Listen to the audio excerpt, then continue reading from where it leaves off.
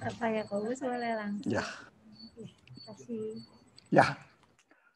Ya, terima kasih Bapak Ibu yang mengikuti ibadah singkat ini, ibadah persekutuan Suripolah ya. Selamat bergabung, selamat mengikuti, dan kita akan berdoa sebentar untuk firman Tuhan. Kami menundukkan diri di hadapan Tuhan yang mulia untuk kami sejenak mendengarkan firman-Mu yang menjadi makanan rohani kami, kekuatan bagi kami yang sanggup membuka pintu-pintu bagi kami dan berikan kepada kami kemenangan yang gilang gemilang, bahkan memberi petunjuk dalam semua problema hidup kami. Biarlah Tuhan berfirman, kami siap mendengar, dalam nama Tuhan Yesus kami telah berdoa. Amin. Puji Tuhan. Ya, sesuai dengan tema yang diberikan kepada saya, yaitu mengenal Tuhan dengan benar. Ya, mengenal Tuhan dengan benar. Saya sampaikan dulu dari ayat Kisah Rasul 10 ayat 38. Ya, begini bunyinya. Kisah Rasul 10 ayat 38. Ya. Yaitu tentang Yesus dari Nazaret, bagaimana Allah mengurapi dia dengan Roh Kudus dan kuat kuasa dia yang berjalan berkeliling sambil berbuat baik dan menyembuhkan semua orang yang dikuasai iblis, sebab Allah menyertai dia.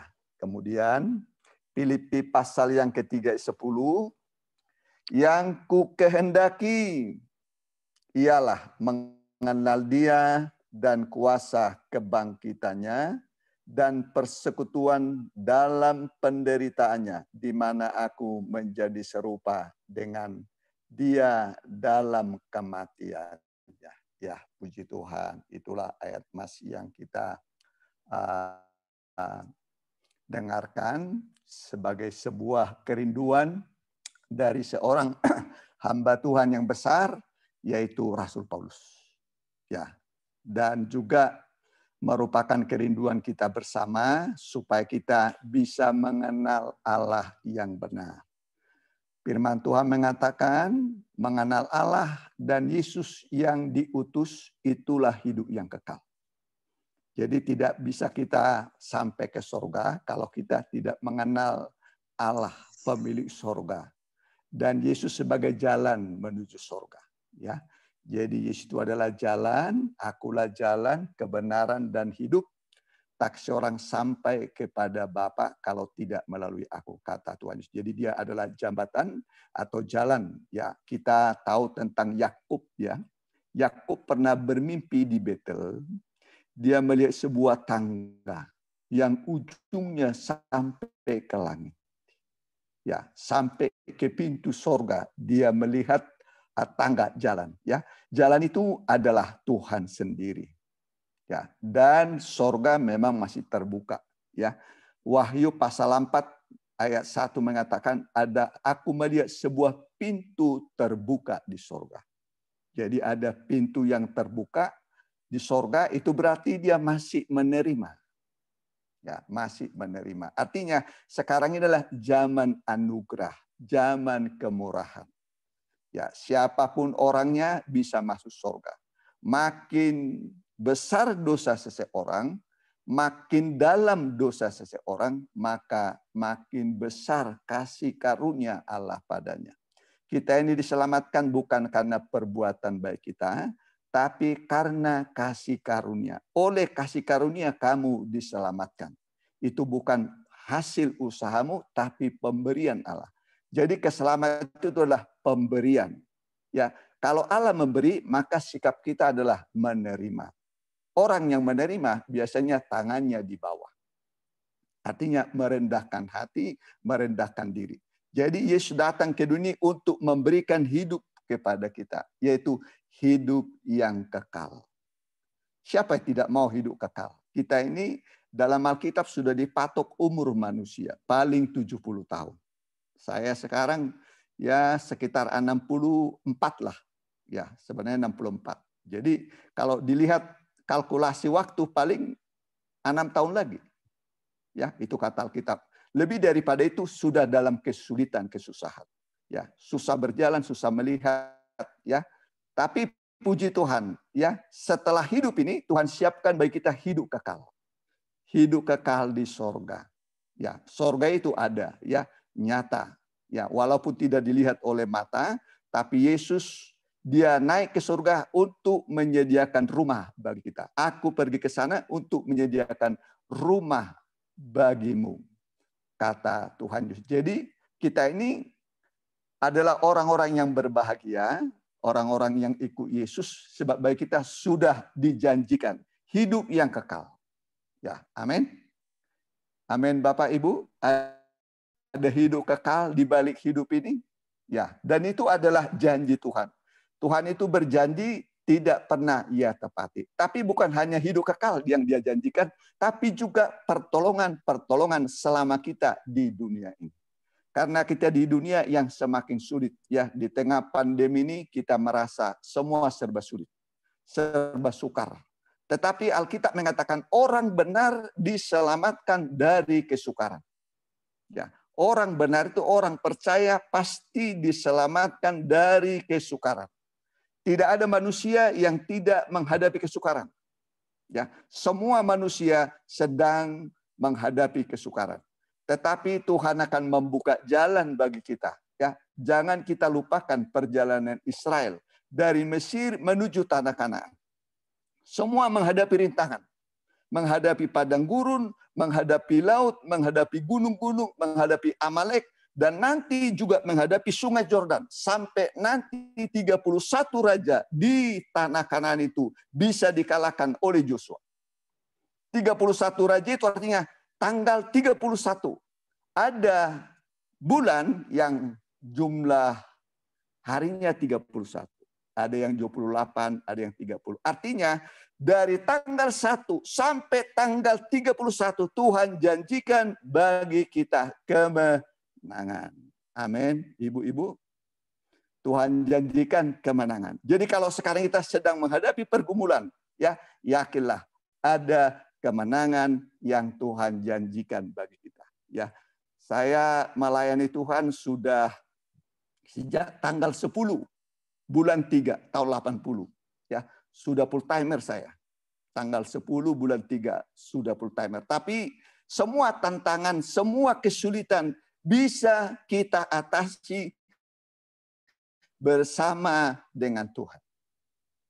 Sampai sekarang masih diberikan napas hidup, masih diberikan kekuatan. Saya yakin ya Tuhan kita sama. Kalau kita sedang menghadapi kesukaran, kesulitan, Tuhan adalah setia menepati janjinya. Jadi dalam masa-masa sekarang ini ya kita mempersiapkan diri kita menyongsong hari Tuhan yang sudah semakin mendekat. Tuhan pasti datang ya, tapi tidak ada orang tahu. Tapi tanda-tandanya adalah didahului dikatakan dengan adanya penyakit menular, dengan adanya penyakit demam. Ya, itulah kita kenal dengan corona sekarang. Itu Habakuk 3 ayat yang ke-10 ya. Ayat 5. Ya, Habakuk 3 dan penyakit demam, penyakit menular. Itulah yang kita hadapi sekarang.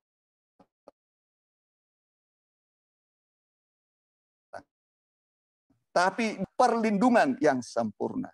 Dia akan melindungi kita dan akan menjaga kita sehingga kita merasa aman dalam lindungan Tuhan.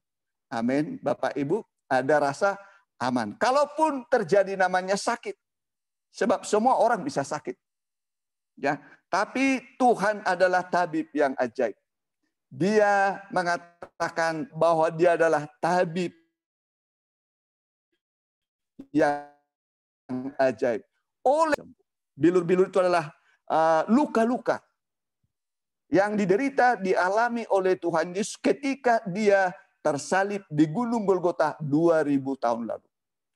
Tangannya terpaku, kakinya terpaku, di kepalanya dikasih mahkota duri, dan seluruh tubuhnya seperti sawah yang dibajak, kata pemazmur.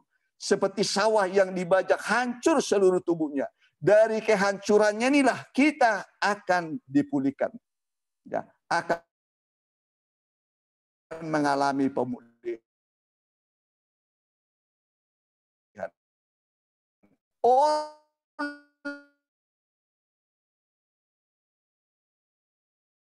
Oleh bilur-bilurnya, rohani bisa sakit,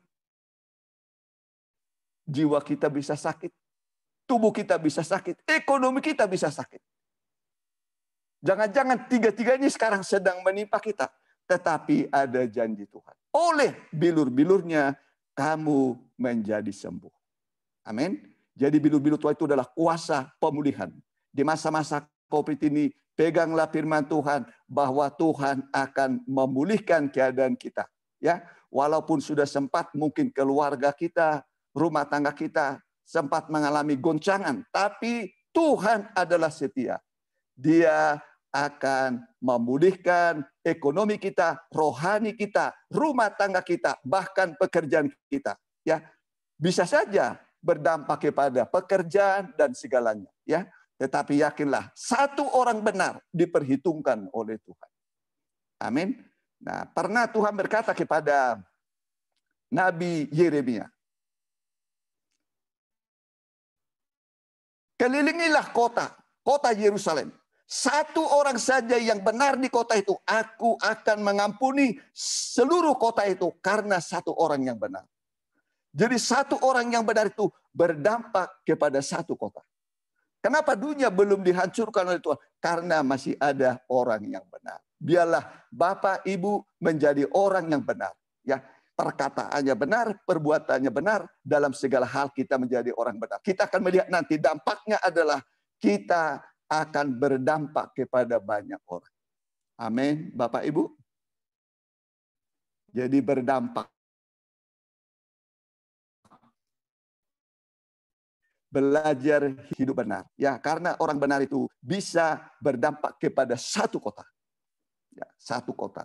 Jadi kehidupan kita di tengah-tengah pandemi ini, ya, yang diminta oleh Tuhan adalah tetap kita tekun, tetap kita ini hidup benar, dan jangan lupa, ya, bahwa Tuhan tidak pernah meninggalkan kita. Dia adalah Allah yang setia, menepati janjinya. Aku akan menyertai kamu sampai pada kesudahan alam. Dan ini harus kita kenal, ya, mengenal Tuhan yang benar, yaitu Allah yang setia, ya, Allah yang setia. Walaupun kita tidak setia, Tuhan tetap setia. Amin. Sudah berapa kali kita mungkin meninggalkan Tuhan, tapi Tuhan tidak pernah meninggalkan kita. Itu bukti Tuhan itu adalah Tuhan yang setia, Tuhan yang benar. Ya, tingkatan rohani kan benar, suci, sempurna. Dipanggil, dipilih setia. Ya, dipanggil, dipilih setia. Allah itu setia. Ya, Allah itu benar. Allah itu suci. Dan kita yakin Tuhan yang benar dan setia itu adalah Tuhan yang bertanggung jawab untuk masa depan kita, masa depan pekerjaan kita, usaha kita, dimanapun kita mungkin bekerja. Pasti berdampak kepada pekerjaan. Karena kita ini orang-orang yang percaya, orang-orang yang mengandalkan Tuhan dalam kehidupan kita. Ya, puji nama Tuhan. Kiranya firman Tuhan yang singkat ini, ya, bisa menguatkan kita, memberikan kepada kita solusi, petunjuk, damai sejahtera, dan memberikan kepada kita kemenangan yang gilang gemilang. Amin. Jadi Tuhan beri kepada kita kemenangan yang gilang gemilang. Kita akan berdoa. Ya, kita berdoa. Kami mengucap syukur kepada Bapa di surga dalam ibadah singkat ini. Kami mendengar firman-Mu, bagaimana Tuhan adalah Tuhan yang benar, Tuhan yang setia, Tuhan yang membela kami dan memberikan kepada kami jalan keluar dari semua persoalan kami. Seperti Israel menghadapi banyak tantangan di padang gurun melalui laut. Tapi semua musuh bisa Tuhan kalahkan. Jalan terbuka sampai menikmati tanah perjanjian, tanah Kanan yang berlimpah susu dan madu. Itulah janji-Mu bagi kami. Sampai kami ke surga, pasti Tuhan menuntun kami dan memberi kami kemenangan yang gilang gemilang. Dalam nama Tuhan Yesus, kami telah berdoa. Amin. Puji Tuhan. Ya, itulah renungan yang bisa saya sampaikan. Selamat siang. Tuhan memberkati. Terima kasih Yani, ya. Pak Yakobus untuk renungannya.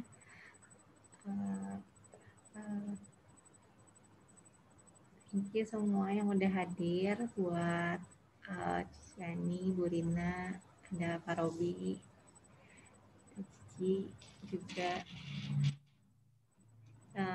Sekian persekutuan kita siang hari ini. Nanti persekutuan kita akan ada lagi 2 minggu depan. Terima kasih semuanya. Shalom. Terima kasih Pak. Bapaknya. Selamat siang. Terima kasih. Selamat siang. Selamat siang, Bu. Selamat beraktivitas semua kembali. Iya, terima kasih.